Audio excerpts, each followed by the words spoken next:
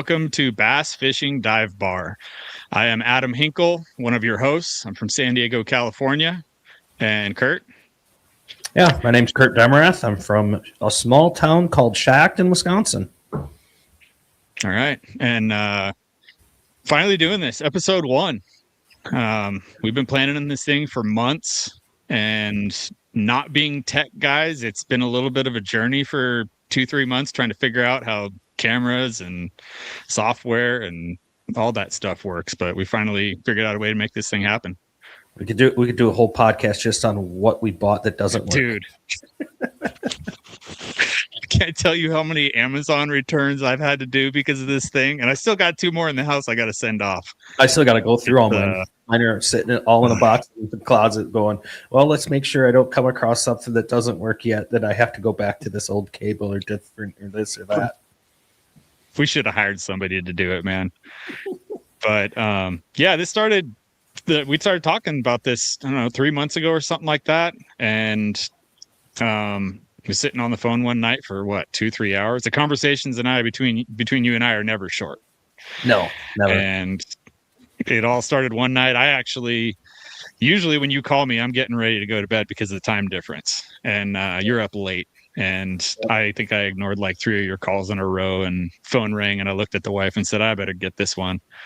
So I went out to the garage, started tinkering with tackle, and we just kind of went down the road of, the fishing conversations you and I have, just going down the deep dive of tackle and why we do certain things. And I was like, dude, people need to hear this.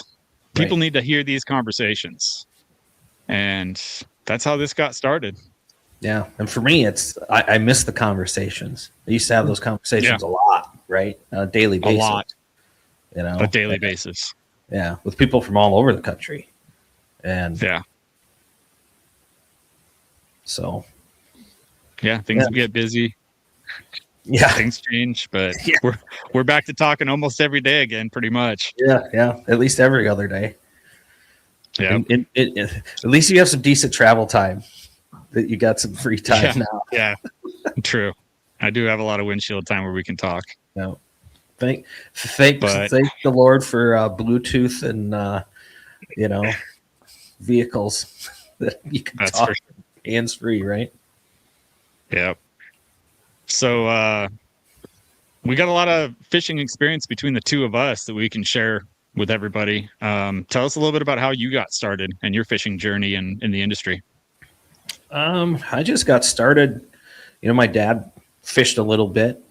Took me when I was a kid. My Uncle Bob took me a few times when I was a kid. Was sort of around fishing, but not bass fishing by any means. Especially here in Wisconsin, bass fishing is not a big thing. It's all panfish and walleye, and the real serious guys are the musky guys. So I grew up fishing, basically from the bank, fishing small rivers or creeks. My mom's from Southern Illinois, so I fished down there quite a bit on farm ponds and creeks that went into the Mississippi River. So you're catching everything. But there was just always something about bass fishing. I remember my first smallmouth catching it on a rig called a Wolf River rig. That's what we call it here. It's just a simple 3-way rig that you single hook, like 16-inch piece of line to one end of the 3-way, and the other end you got about a 9 to 6-inch piece of line with a casting weight on it. Run it on a night crawler, cast out in a current, and lay your pole in the pole holder and wait for the tip to go boom, boom, boom, and you catch what you catch. And I just remember that first smallmouth.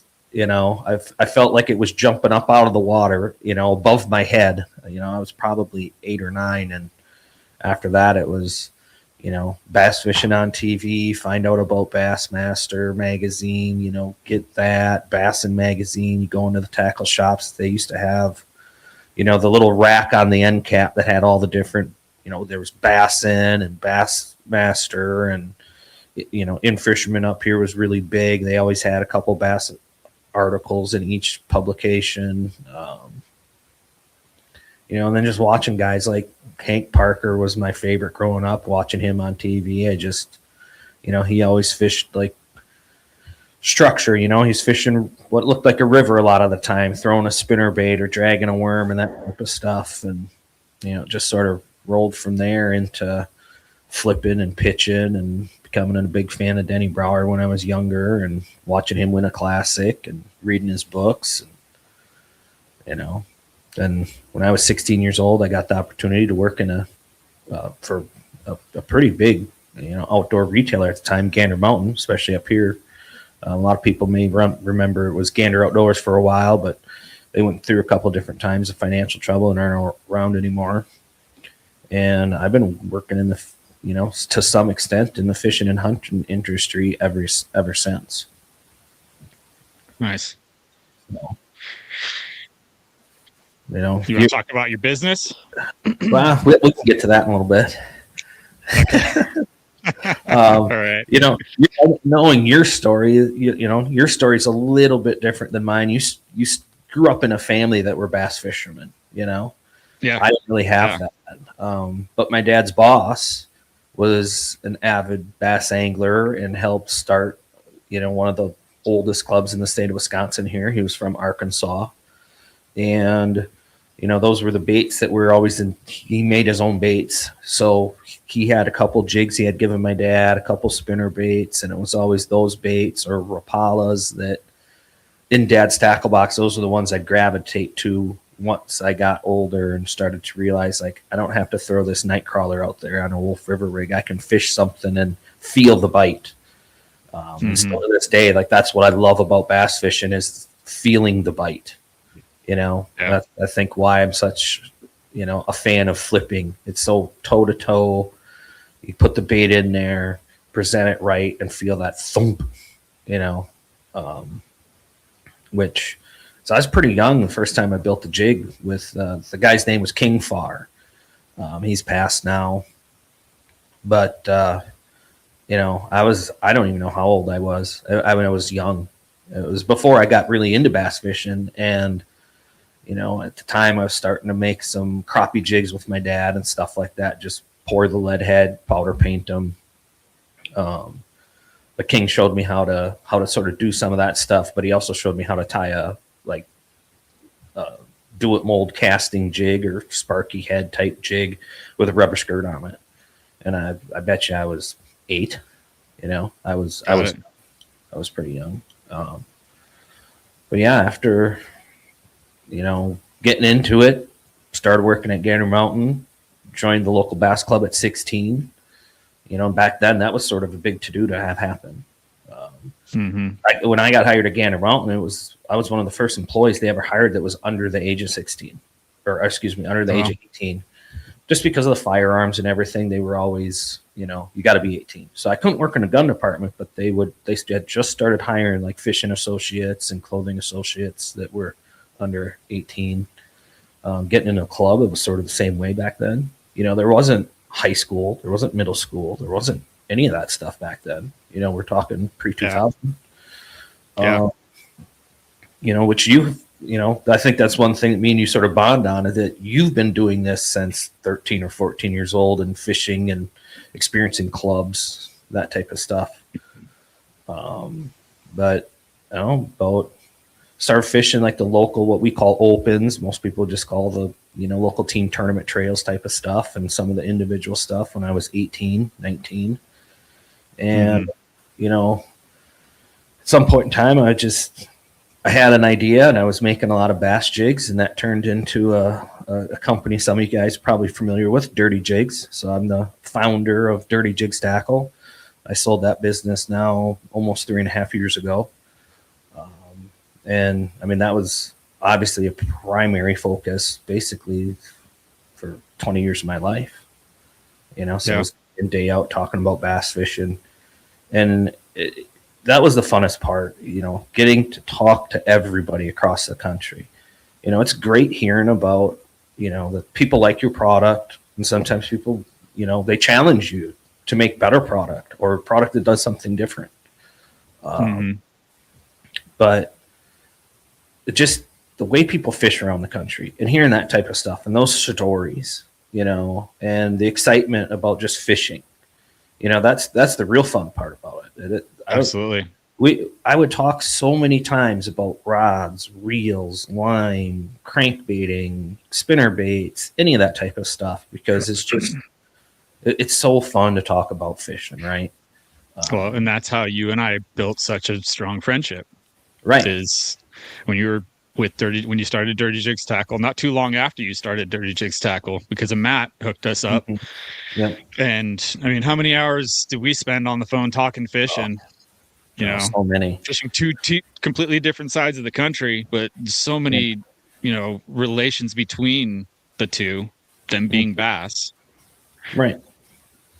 Yeah, especially the West Coast has such its own like box. Like it's different than the rest of the country. For sure. And even in today's age, I don't think, I mean, social media exposes things a lot faster than it did, like, you remember the forum days, that's how I met Matt, that's how I met Matt, being a moderator on a forum together. But we were part of the same forum, and we were at a tackle show walking opposite directions in the aisles, bumped into each other. We're like, hey, I know you. And we became friends, right then and there, because we knew who each other were because of the forum. Right. But I don't think, even the forum days, even in this day where there's so many people doing videos, us included, like you're doing videos, for Tactical Bassin currently, there's just stuff that's missed, I think, that you get out of that personal conversation. Absolutely. So I don't know. I'm hoping we can sort of capture some of that. I think if there's one place that you can capture that, is this, us and everybody else included that's doing the podcast type stuff, is you get down on these little side tangents, and next thing you know, it's a little tip there, a little tidbit there that's not, in the made for being a tip type stuff. Yeah. And I feel like people tend to give a little bit more information than they really intend to when they come on podcasts and really start getting into it. Right. Yeah. That's especially with the, bass fishing dive bar, that's the intent. Get you a little loosened up and spill the juice. Have a couple sips and spill it all. Right. Dump the cup over. Yeah. So I don't know. I guess that's sort of the Cliff Notes version of my experience in the sport. I've done a decent amount of stuff in the archery side of things too. Working in archery shops and helping in archery shops. We'll do some episodes on hunting and archery as well. We'll get that involved. Yeah, I really enjoy my bird hunting. Duck hunting has become a new thing for me, so really enjoying that. But let's hear a little bit about your story, because I think yours is so unique to me, especially guys in the north. Guys down south, I think, get this, but it's something that we don't hear a lot of up here. It's how a lot of the guys here in San Diego that are fishing grew up. I don't know if it's a West Coast thing. I know the guys in the LA area did it as well, but I grew up in a fishing family, and my dad, as long as I can remember, my dad has been in a bass club. He started in the Bass Busters, and then he joined the Bass Company. And that's the club that I ended up joining at about 12 years old. So I started fishing at about 5 years old with my dad, and started fishing with my dad and the club members at about 12. And I think I regularly fished with 6 or 7 different guys in that club. And we were probably a club of 20. We used to have 20 clubs in our area. And that's what I did for a long time, was club tournaments and team tournaments. And my dad was one of my partners. Both of my brothers were my partners. My uncle was a partner. And then I had, various other partners that we fished team tournaments with. So I grew up doing that, in the late 90s, all the way. It's been a while since I fished a team tournament, but that was my life. Fishing club tournaments and team tournaments. It was, dude, at one point I think we had 3 circuits, maybe 4 circuits. I think it was 3 circuits in town, and I was fishing the club. So I had a tournament every single weekend. for Yeah. a while. Yeah. So Yeah, it gets daunting. That's what sort of deters me from tournament fishing, because I sort of have two speeds with it, on or off, and I'll get a bug, I'll start doing it for a while again, and then it's like, the weather was really good today, and I had to go practice somewhere I really didn't want to fish because the trail's there, Yeah. And I'm Exactly. like, oh man, my buddy went here and smashed on him, and dang it, I just want to go fishing where I want to go fishing, so I'll do it for a couple of years, get back out of it, fun fish for a couple of years, get back into it properly. The thing you guys, the thing that you guys just, I have so much appreciation for up here that you guys don't. So you get to fish year round. Yeah. We don't. Yeah. Right. So we get this big period off, It's basically November, December, January, February, March, and most of April, unless you're on either the Mississippi River or the Winnebago system, it's April too. So you only have May, June, July, August, September, basically with tournaments. Well, every April you pick up that rod for the first time. You guys think it's bad if you don't fish for a couple weeks and then go try to like skip docks or do anything? Yeah, wait till you can't get rusty. 6 months, you get a little rusty.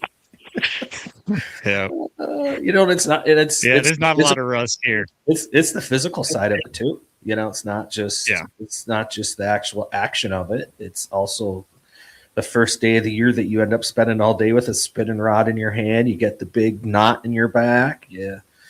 Because you're just not used to doing it. Your body's not conditioned to it.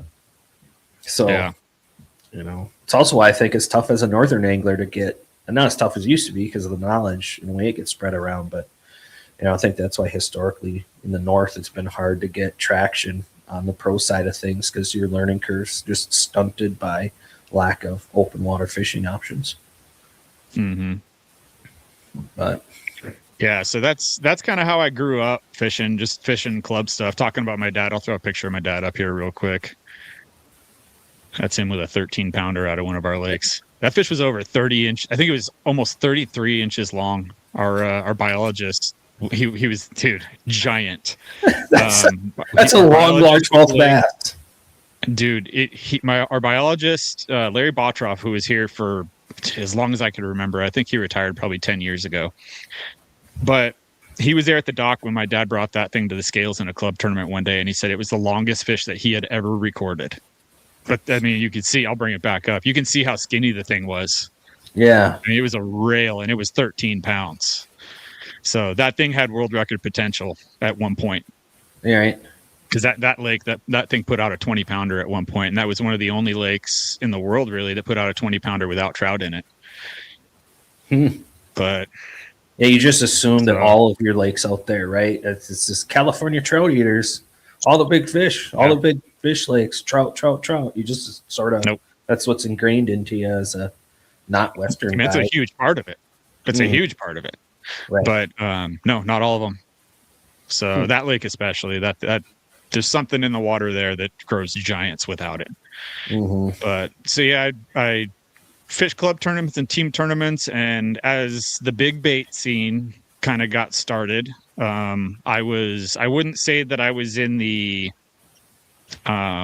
infancy stages of the big bait scene, because infancy, you're talking, the original castaic trout, the old AC plug. I was a little after that. The hardhead castaic trout, the MS slammer, that's the osprey. That's kind of when I started getting into it, and it became, I wouldn't say a total obsession because I was really still ingrained in the tournament scene, but it was really intriguing, and I started doing a lot of it for a long time. And that's how me and Matt connected. Matt Allen from Tactical Bassin. Me and him met at Bassathon at Anglers Marine, and that was a show that they did every single November, and all of the big swim bait companies would come to Bassathon to show off their new product. And it was basically a swim bait show. They had a bunch of pros come in and do some seminars, but that's what everybody came there for, was to see everybody's new stuff.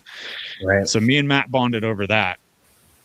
And I threw swim baits for, not exclusively. There was a time period where I did throw them pretty much exclusively. I was working graveyard at that point, and I kind of had to quit fishing tournaments because I was burning the candle at both ends because of the hours that I was working. So I had some weekdays off, and on those weekdays, I dedicated to, I am only going to throw swim baits for big fish, because right now it was a key time too when one of our lakes had just gotten introduced with trout, and that place was unbelievable. I'll throw that picture up real quick.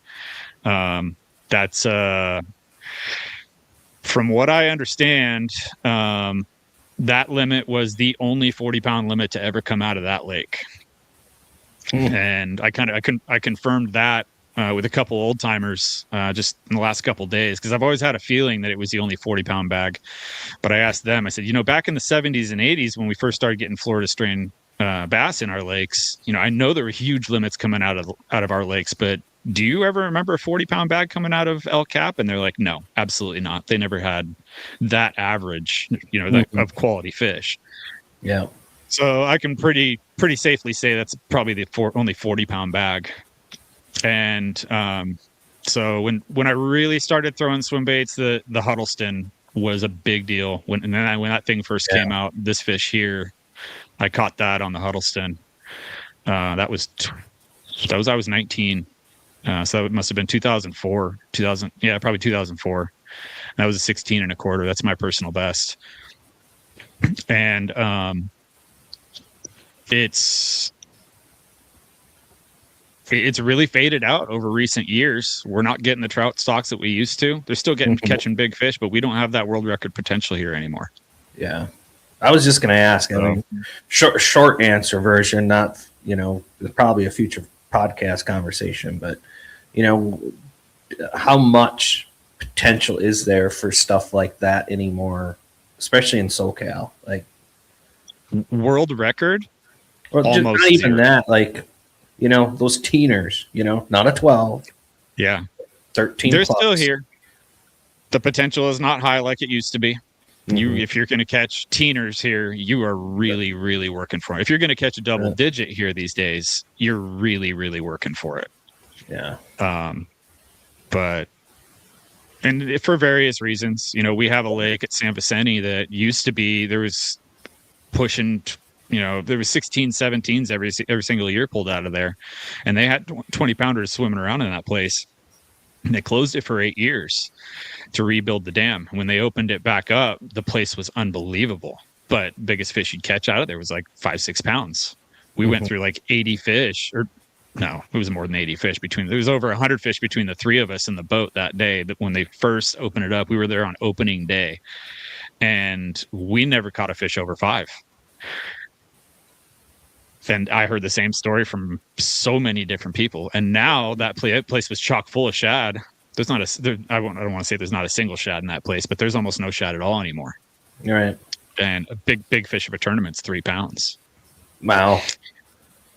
Yeah, consistently. Yeah. Like every tournament pretty much, except for the spring. You have a 4 or 5 pounder in the springtime, but other than that, 3 pounds is a big one. Right. So there's a lot to be said about a fish won't grow its fish tank. Yeah, so for sure. If it doesn't have the food, doesn't matter how old it gets, it's not going to keep getting bigger. Yeah. So the tournament thing and the swim bait thing turned into a little bit of started writing some articles, started doing some interviews for articles, had a couple articles in Bass West magazine. And then I wrote some articles for Matt at Tactical Bassin, and kind of stayed out of the industry a little bit over the last few years, for the most part, with having kids and kids baseball and all that stuff. And last year Matt reached out to me and said, hey, we want some help. We want, a different point of view from the different part of the country. Would you be willing to put some time in and give us a few videos a year? So I've been doing that, and that's been fun. Been fun teaching people. And I've been getting a lot of positive feedback, and, people having success with what I've taught. So that's fulfilling for sure. Yeah. Yeah, you've definitely got a little more spark for fishing, between fishing Yeah, with the kids, yeah, and doing the stuff for absolutely. Matt. You can tell there's a little more. You have a little more. I want to go figure some stuff out, and obviously, things around you have changed a lot in the A last, let's say, lot, 10 years. It's been a lot. what an easy 10 years since you've been serious about going fishing. I'd say it's been a good 7 years, Yeah. 7, 8 years since I've been serious. Hmm. I still dabble. I fish one big tournament a year. I Yep. fished Lake Mead Open this September. I'm going to fish Clear Lake coming up this April. But with my work schedule and the kids' baseball schedule and stuff like that, I don't have the time to fish the team tournaments that I used to. So I get Mhm. one big one a year to test my skill, see if I still got it. And Right. I've proven that I still got it a little bit. Consistently being a pound out of a check in a pro-am draw. You still got it a little bit, but Right. not like I used to, that's for sure. Yeah. Fishing every Well, weekend. it's there's no replacing time on the water, whether that's just in general experience or day to day. If you're every third day on the water doing something, your intuition, Absolutely. you're just feel for that pulse of what's going on is just sharper. Yeah, for sure. So what's next? I know I don't know. you've been. Are you fishing some kids tournaments? You got is that starting to happen? It sounded like this summer when I was talking to you a The couple times. Yeah, so we've got a kids organization here, Southern California Junior Bassmasters, and there's been a couple presidents, I guess you would call them. Usually it's dads of anglers Mm-hmm. that run the thing, and I think I want to say they usually get between 30 and 40 kids that show up to these things, and I think the age limit, the youngest angler that they accept is 8 years old, but I don't even think that they get any 8-year-olds. It's from 8 to 18, but there's so many kids in that 13 to 18 year range that sign up that the younger kids don't get a chance. Yeah. And there's a group of, it's back to the club anglers, giving back to the sport. There's about 20 of us consistently that show up, provide the boat. We donate our time. The kids, run the front deck all day if they're able to, if they know how to run the trolling motor, and most of them do. And there's some absolute studs that fish that thing, dude. It's Yeah. fun to watch them. They know what they're doing, and it's cool to be part of that. Watch kids struggle and kind of point them in the right direction here and there. I've had some unbelievable days, and Yeah. I actually met our kid's babysitter fishing that thing. Really. Yeah, I took her out to Lake Otay one day, her and another kid, and they ended up finishing, I think it was third and fourth in that tournament. We had one of those days that you absolutely dream of, dude. Yeah. It was a big cove with this hyacinth that had grown almost all the way out into the cove. So I want to say it was maybe 15 to 20 foot underneath this hyacinth. Oh It's just a wow. big old mat. And there's these 4 or 5 inch thread fin in giant schools just going back and forth on this mat edge. And dude, it was 40, 50 fish that day, and they were all over 3.5 pounds. Oh wow. Eating the fluke, eating a big, it's a big 6-inch underspin. I caught one on a 7-inch. I think I only caught like 2 fish that day. I was netting fish the rest of the day for the kids. They were constantly hooked up. Yeah. And at the end of the day, I reached out to her dad and I said, she's special. She's a good one. And I reached out and said, hey, would you want to babysit the kids? And she's been our babysitter ever since for 2 or 3 years now. So, those relationships you build on the water with people, Yeah. it's cool. I have the same relationship with all the club guys that I fished with for years. Right. More times than not, it builds so much camaraderie. Even though a lot of these people, the only time you really see them is when you show up to compete against them in a tournament or this or that. It's the camaraderie is usually pretty dang good. You know, it's Yeah. not so much competition; it's camaraderie based more than anything. The quality of people in this sport is very high Mm-hmm. for the most part. Yeah, yeah. And I don't think people with a bad attitude I don't think they're allowed to stick around very long. You They know, don't last long. no, no, no, that's for sure. Yeah. I think it's part of it is the humbling of the sport too.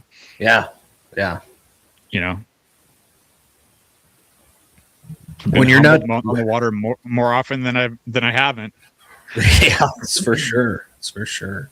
Yeah, if you can't find, you got to find enjoyment out of your friends doing good or the people you know doing good, because you're not gonna do good all the time, and it's not gonna be fun if you can't be happy for your buddy or the guy that you know. Yeah.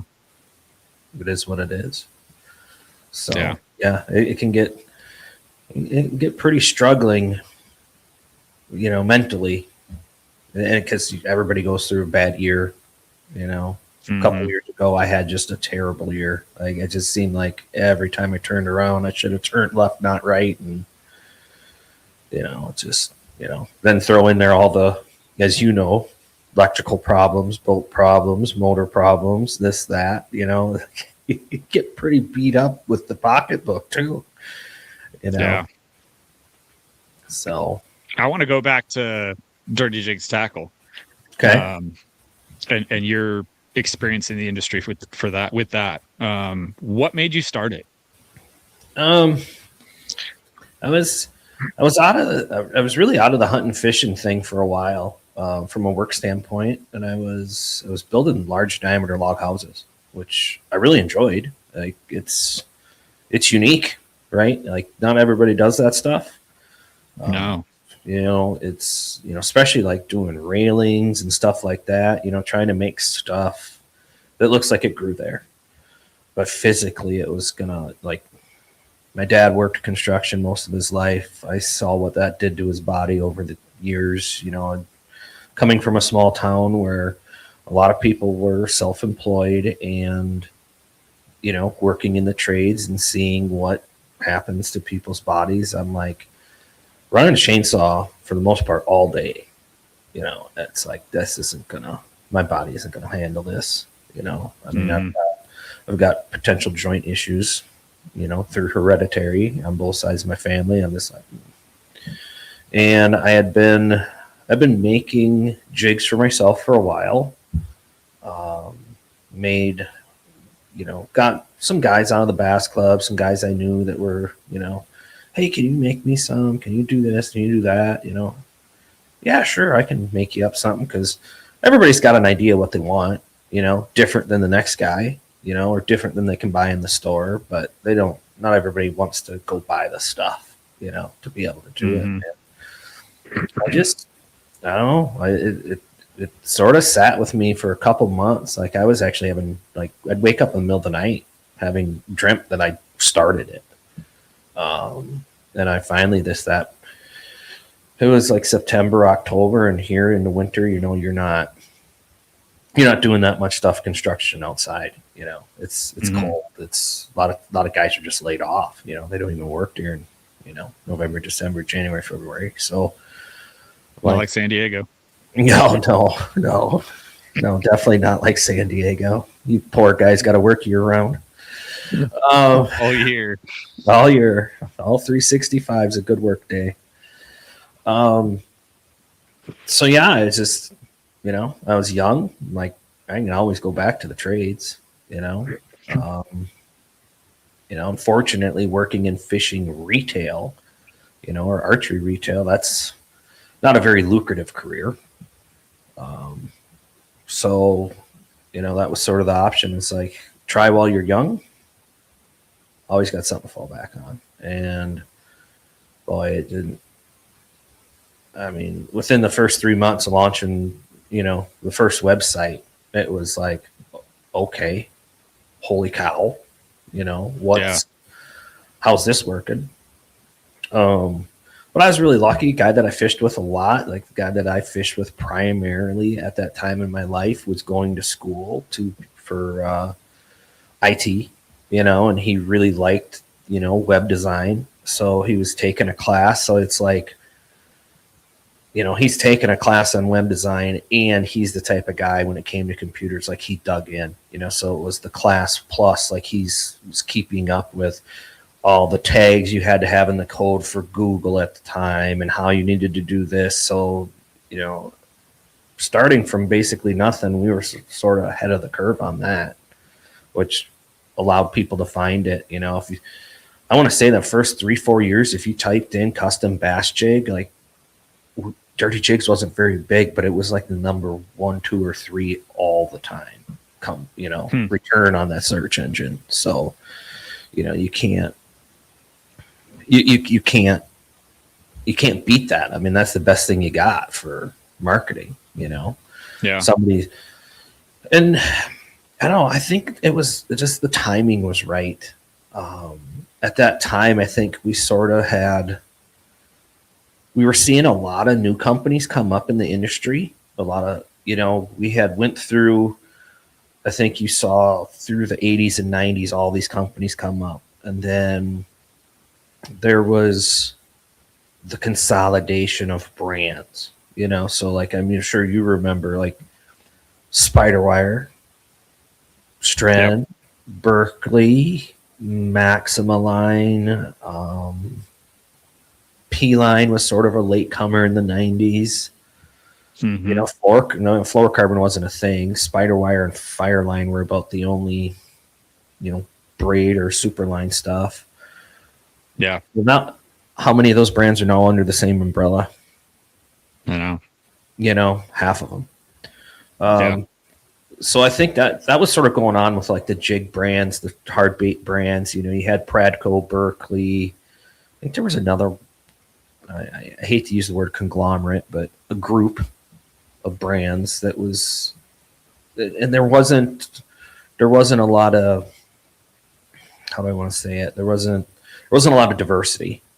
And when you start getting into and we're seeing it today with some of the conglomerates or groups that are existing, they cut down on SKUs because they can't manage that.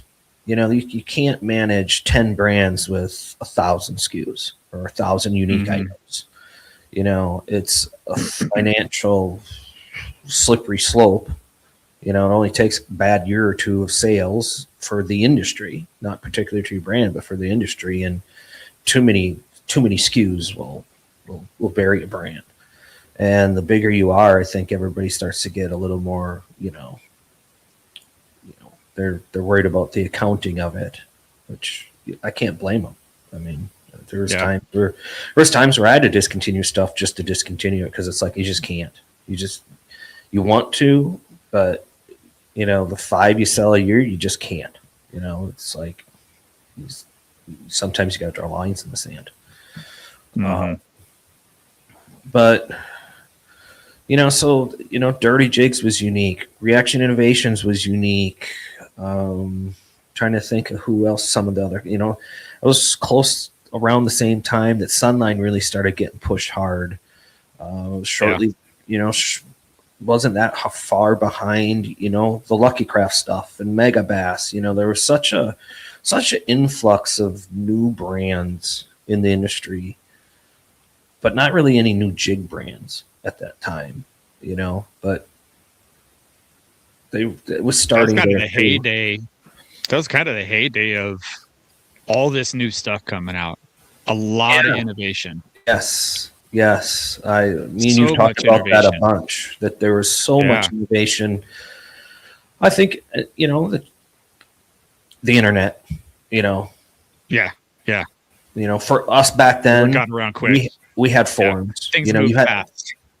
The Bass Fishing Forum that was out of Texas, the Texas Fishing Forum, was it Texas Fishing Forum? I think so. You had, the guys from Tackle Tour. Like everybody, if you wanted to know the newest stuff first, you were on the Tackle Tour forum or reading their articles, because that was that was all the tinkerers. That was all the people that were Exactly. pushing envelopes on there, comparing notes. Just the local guys that just fish for fun. They don't even necessarily fish tournaments, but they're just addicted to Everyone learned how to build lures there. Mm-hmm.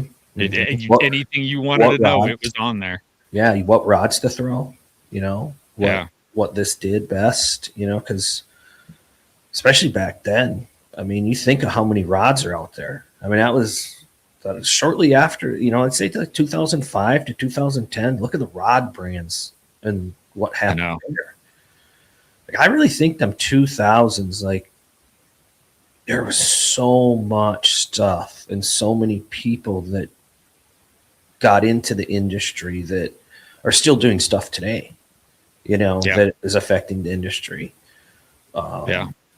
It's also too, though, like out by you, I'm sure there was some JDM type stuff showing up, but how would you ever see it or hear it? The internet made it. eBay. We're just going through Japanese stuff, like just search Japanese bass fishing tackle and just scroll down through everything, just looking for something different, looking for something that you can have so that when you flipped into a tree that 10 other guys did, you maybe had something with a different look.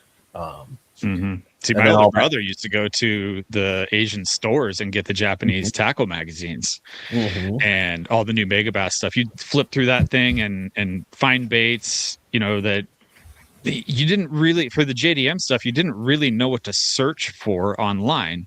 No, because it wasn't readily available here. So you'd find this stuff in a magazine and go, oh, let me see if I can find that. Go to japantackle.com or whatever it is, Lure Ichiban, and order it from there. And then what was it? Probably mid 2000s is when things really started becoming available here in the US. Yeah.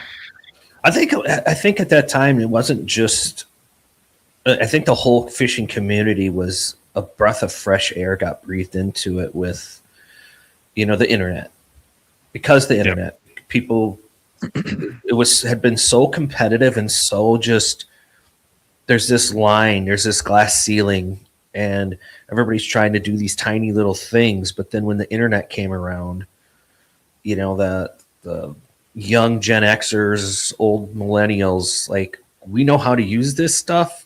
And there's other people out there that knows how to use this stuff. And we're going to go figure out things that the guys I'm fishing about aren't hearing about yet, aren't seeing.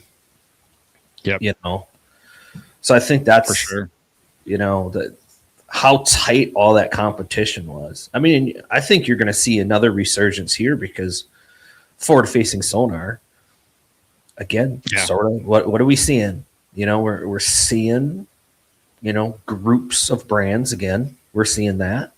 We're seeing where, I hate to say it, but I think the tackle industry as a whole is a little stagnant right now on new product design, where that product, that investment. Yeah, we're seeing stuff we've never seen before, for sure.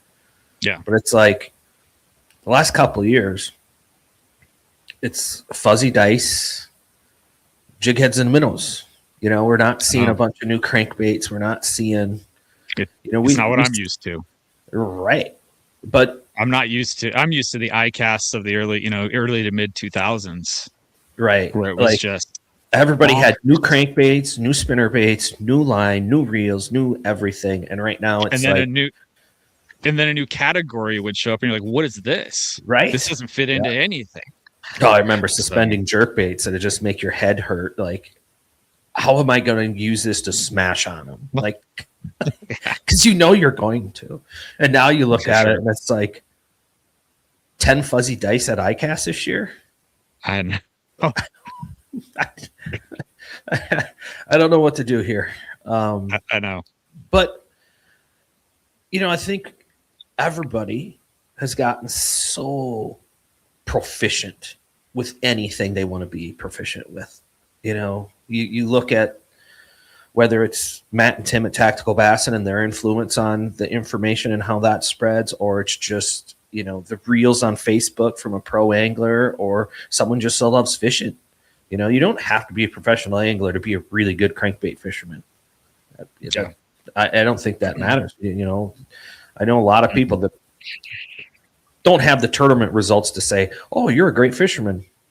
You go fishing with them once, especially with the stuff they like to use, and you go, oh, they know what they're doing. There's a difference between a professional and an expert, you know? Yeah, for sure.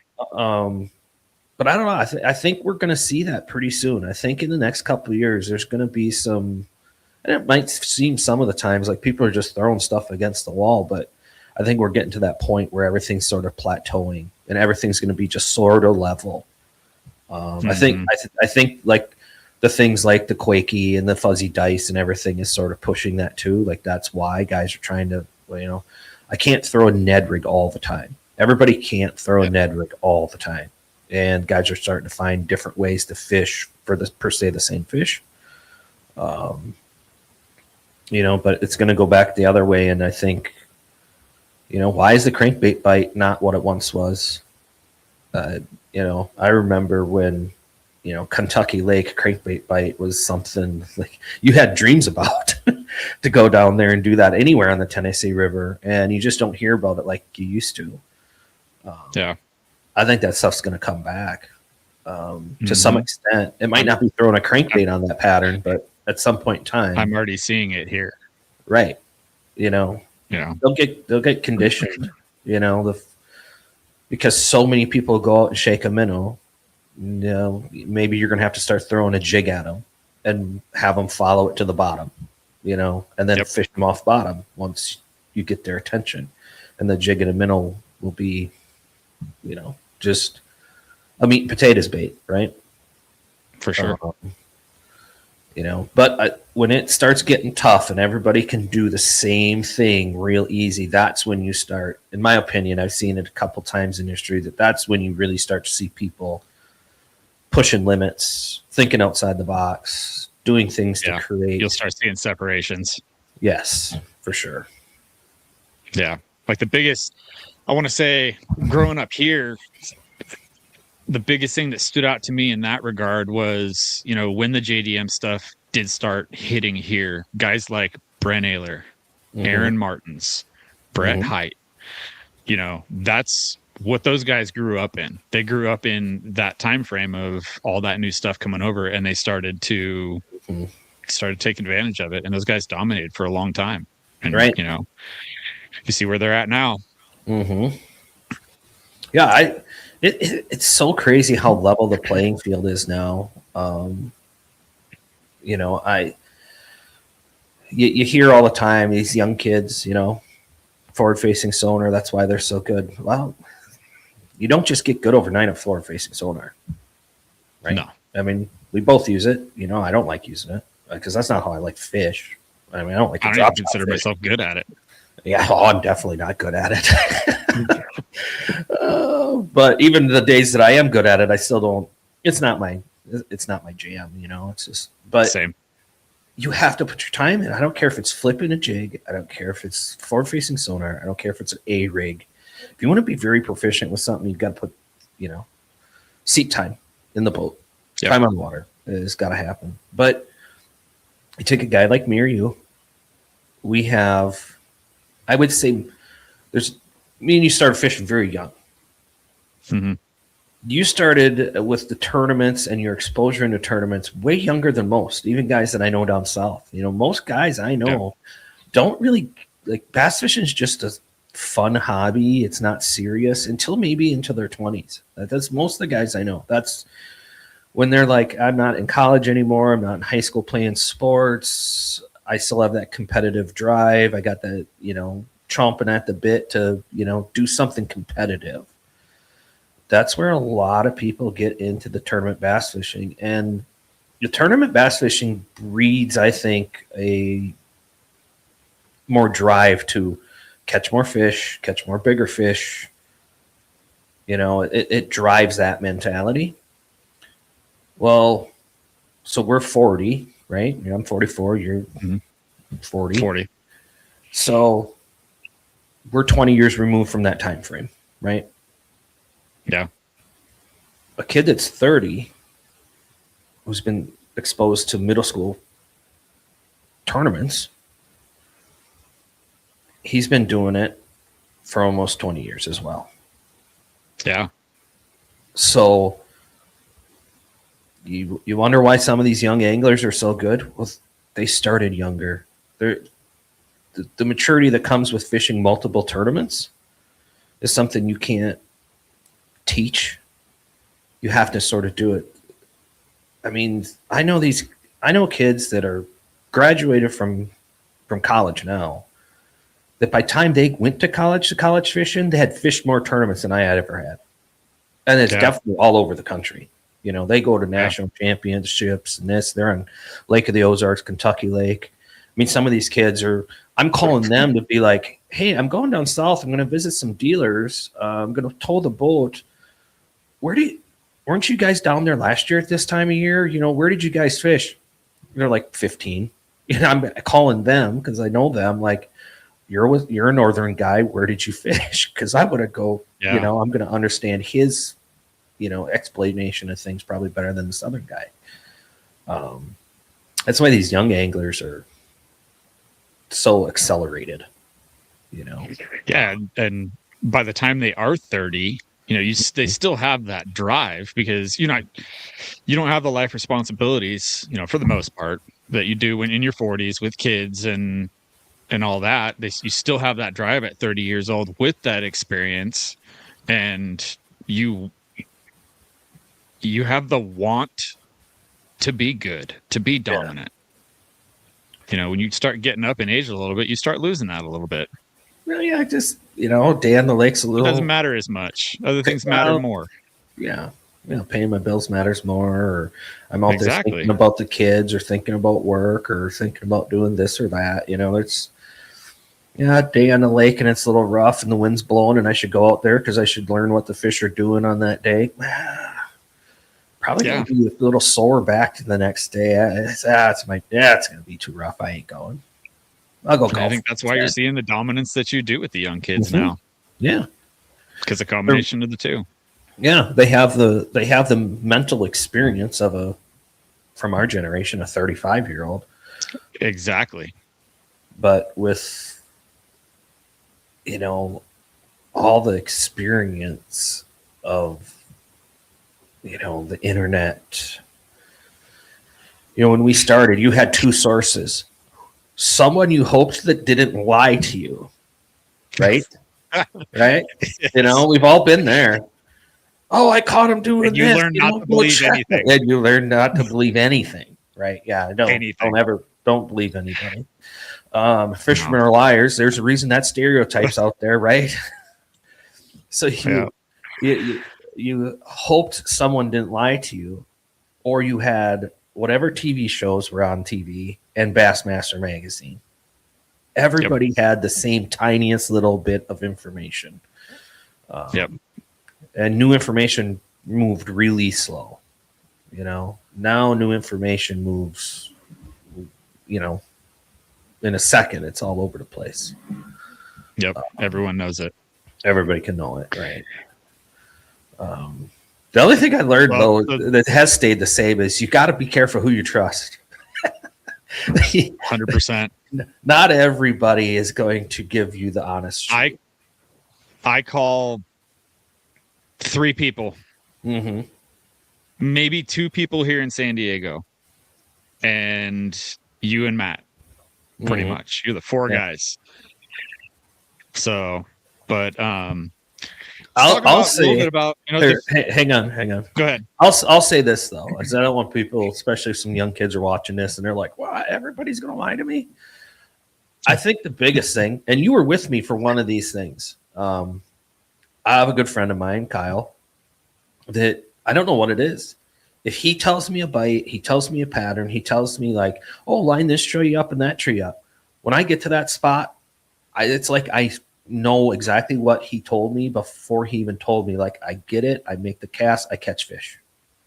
Yeah. We can share information and catch each other's fish, But one of my best friends that I fish with a lot, actually, like Kyle and I have only been in the boat together once, and we can share information and it's fine. My buddy Troy, me and him fish together. If he gives me a spot, I get there and I'm like, what is he looking at? Like, I am so confused. I know he's not lying to me. Yeah. I know. And I I fished can with think them, of and it's maybe like, 3 times in my entire life where I've been able to duplicate somebody else's bite. yeah, yeah. I've been fortunate that I've had a handful of guys in my life where we could share information back and forth. We always said, I will tell you whatever I want to tell you. I will never lie. I'll tell you I don't want to tell you, but I'll never lie. And Mhm. we could work together like that and catch fish based on that information. But Yeah. I've had a ton of people that even I fish with. You fish with them. Sometimes they're in the back of your boat, sometimes you're in the back of theirs, and they fish different, and then you go, and it just doesn't work out. So I think it's probably more often that people are honest with you, and you just think it's a lie because you don't understand it. You don't see it through their eyes. You see it through your own, and it doesn't make sense to you. Yeah. So Well, let's talk about some future plans for the podcast and kind of get out of here after that. We already have some episodes planned. yeah. Um, who do we got coming up next? Well, we got Logan Bliss, guy that I've known for quite a while. Watched him sort of grow up in bass fishing, what I call it. So I really like his story, and I've always enjoyed working with him. I think he's one of the good guys in the sport. If you ever wanted to have a footprint of how to be in the industry, I mean, I would say talk to that guy. Ask him how he'd do it, because it might not always be the best thing for him, but in the long run, I bet you it will be. Yeah. I look forward to talking to him, and we got some fun ones planned. We got some episodes planned of the history of certain baits. Yeah, I'm looking forward to that. I love talking about. Yeah. Do you remember when? I love. Yeah. We're gonna do I hope Same. we do a lot of. Do you remember when episodes?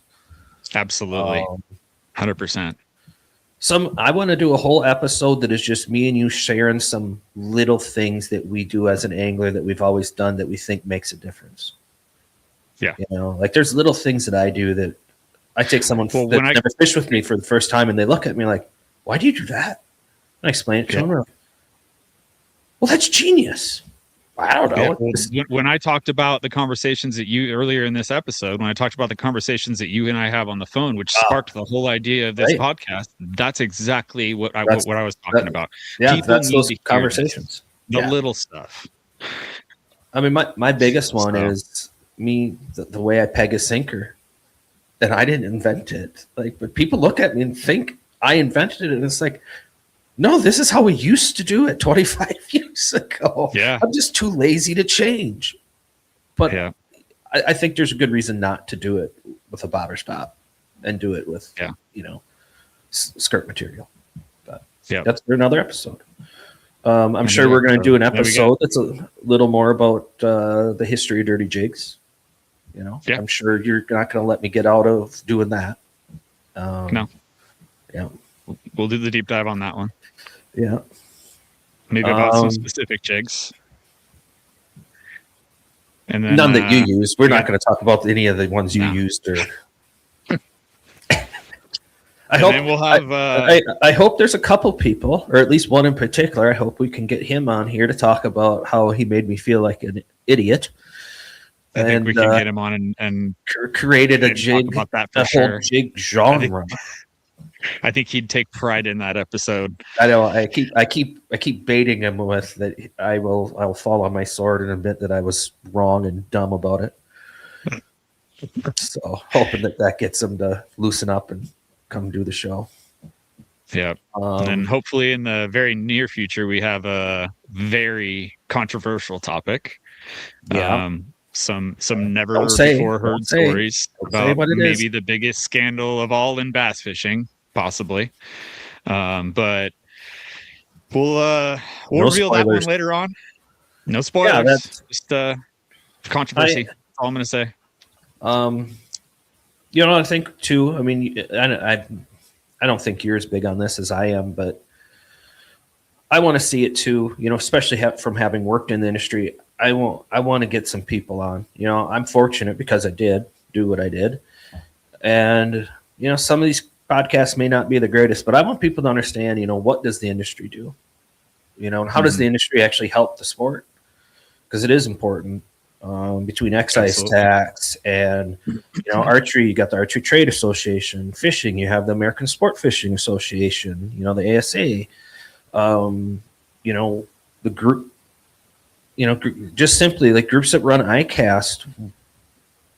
Yeah, I never went to ICAST as a business owner. I was like, I don't think I need to, especially in the technology, era of I just throw a new product on Instagram and boom, it's launched. Why do I got to spend the money to go to ICAST?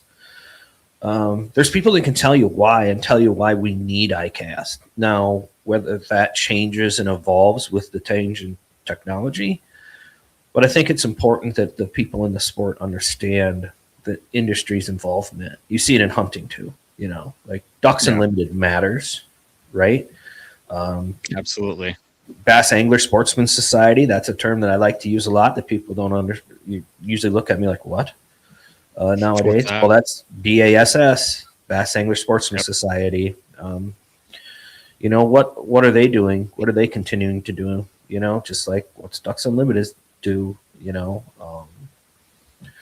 there's all kinds of that stuff around the hunting and fishing world that I think those stories need to get told more.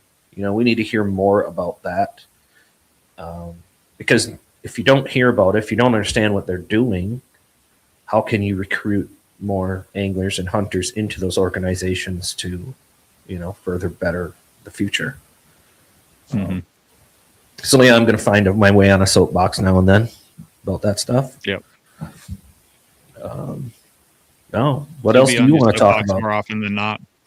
Nah, that depends. If I know you well enough. No, I think we're good. I'll just let them know when we're going to be airing. We're planning on every other Monday. We're going to do every other week to start. Maybe we'll get to the point where we do weekly, but we're going to start with every other week. And we already have quite a few episodes planned. We got a couple of guys scheduled, and you can look forward to that. Yeah. I think sooner than later we're going to be once a week. So yeah, and I think so too. Like everybody else, in the comment section, put all the hate and what you want us to talk about instead of the stuff we do talk about. Yeah, for sure. Maybe we'll listen. Maybe we won't. If they know me, they know the answer to that. That's for sure. I don't listen to you. No, you don't listen to anybody. No. All right. Well, here you check out. Yeah, sounds good. You gonna sing the outro, or you got a video queued up for that? I'm not singing anything. You don't want to hear me sing. All right. We're out of here. Right. See ya. Next time.